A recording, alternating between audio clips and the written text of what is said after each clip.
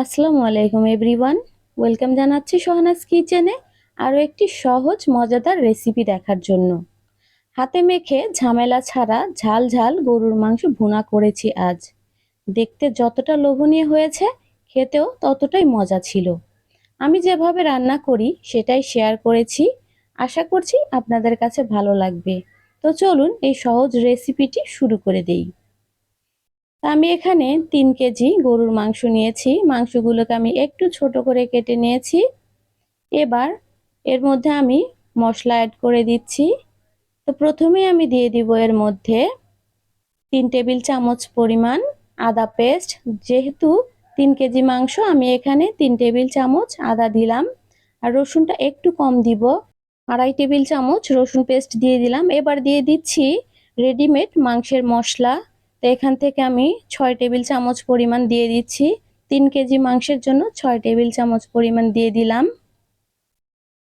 এতে ভিউয়ার্স, এবার এর মধ্যে আমি দিয়ে দিচ্ছি আধা টেবিল চামচ হলুদের গুঁড়া, আধা টেবিল চামচ ধনিয়া গুঁড়া, 1 টেবিল চামচ জিরা গুঁড়া দিয়ে দিলাম। এবার দিয়ে দিব শুকনো মরিচের গুঁড়া 3 টেবিল চামচ। তো ঝালটা আমি একটু বেশি পরিমাণে দিয়েছি, আপনারা যেভাবে ঝাল পছন্দ করেন সেই অনুযায়ী দিতে পারেন। তো এবার এর মধ্যে আমি দিয়ে দিচ্ছি আস্ত কিছু গরম মশলা, এলাচ আর দারচিনি। আমরা পরে গুঁড়ো গরম মশলাটা ব্যবহার করব। এখন দিয়ে দিচ্ছি স্বাদ মতো লবণ। তো লবণটা দেওয়ার পরে আমি 3 কাপ পরিমাণ পেঁয়াজ কুচি দিয়ে দিব। তো ভিউয়ার্স, 3 কেজির জন্য 3 কাপ পরিমাণ পেঁয়াজ কুচি যথেষ্ট। তো পেঁয়াজগুলোকে আমি একটু মোটা কুচি করে নিয়েছি। এবার দিয়ে দিলাম হাফ কাপ সরিষার তেল আর দিয়ে দিব হাফ কাপ সয়াবিন তেল। তো আপনারা ইচ্ছা করলে যে কোনো একটা দিয়ে রান্না করতে পারেন, আমি এখানে দুটো মিশিয়ে দিলাম।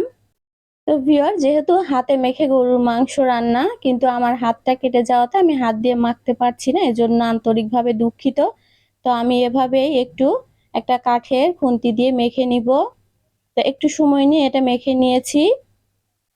এই তো মাখা হয়ে গেছে। তো এবার আমি এটাকে ঢেকে আধা ঘন্টার জন্য রেস্টে রেখে দিব। তো ফিরে আসছি আমি আধা ঘন্টা পর। আপনাদের হাতে যদি সময় না থাকে তাহলে এভাবেও রান্নাটা বসিয়ে দিতে পারেন। তো ভিউয়ার্স, আধা ঘন্টা হয়ে গেছে। এবার এর মধ্যে আমি 1 কাপের মতো পানি দিয়ে দিলাম, একটু মিশিয়ে নিচ্ছি। এবার কিন্তু আমি চুলাটা ধরিয়ে দিয়েছি আর হাই হিটে এই মাংসটাকে আমি রান্না করে নেব বলক আসা পর্যন্ত। তো অপেক্ষা করছি বলক আসা পর্যন্ত। এই তো ভিউয়ার্স, বলক এসে গেছে। চুলার আঁচটা কিন্তু এ পর্যায়ে হাইতে আছে। তো আমি আবারও খুব ভালোভাবে একটু নেড়েচেড়ে মিশিয়ে দিব, যেন নিচে লেগে না যায়। এই তো খুব ভালোভাবে আমি সবকিছুকে নেড়েচেড়ে মিশিয়ে দিলাম।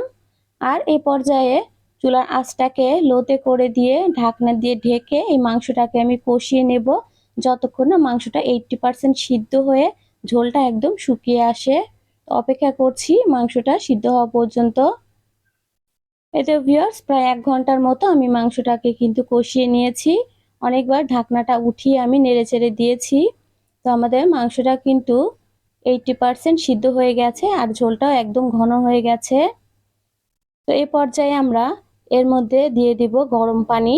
অবশ্যই ফুটন্ত গরম পানি দিতে হবে। আর মাংসটা যেহেতু সিদ্ধ হয়ে গেছে, তো পানির পরিমাণটা আমি বুঝে শুনেই দিচ্ছি। এই তো আমি ফুটন্ত গরম পানি দিয়ে দিলাম। আর ভিউয়ার্স, আমি যেহেতু এই মাংসে কোনো প্রকার ঝোল রাখবো না, একদম মাখা মাখা হবে, এজন্যই খুব বেশি পানি দেওয়ার প্রয়োজন নেই। তো নেড়েচেড়ে একটু মিশিয়ে নিলাম। এবার ঢাকনা দিয়ে ঢেকে আমি মাঝারি আঁচে মাংসটাকে রান্না করে নিব, ঝোলটা একদম ঘন হয়ে আসা পর্যন্ত। তো অপেক্ষা করছি। এই তো ভিউয়ার্স, দেখেন মাংসটা কিন্তু রান্না হয়ে গেছে, ঝোলটাও বেশ ঘন হয়ে গেছে। তো আমি একটু নেড়েচেড়ে দিচ্ছি।